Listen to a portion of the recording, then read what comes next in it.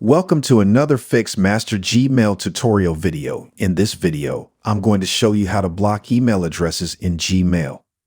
So to get started, the first thing we need to do is simply go to Gmail. Come in our browser and log into our Gmail account.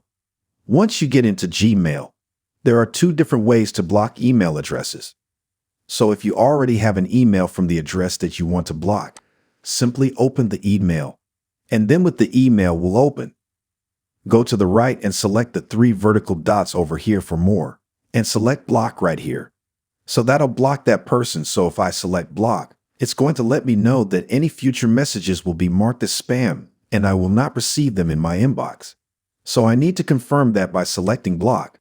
Then as you can see, if that was a mistake, I can unblock the sender now.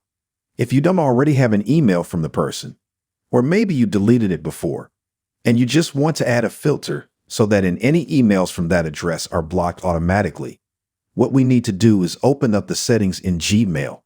And we do that by going up to the top right, selecting the gear for settings.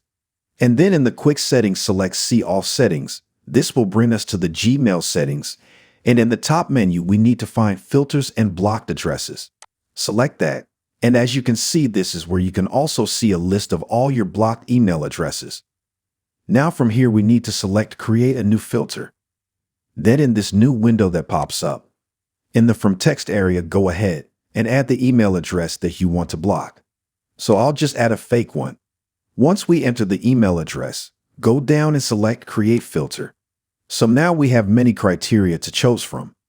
When a message is an exact match for your search criteria, once you've selected your desired outcome for that blocked email address, go down and select Create Filter, and as you can see, we have a new filter created where if you found this video helpful, please give this video a thumbs up, and don't forget to subscribe and hit the bell icon. Goodbye.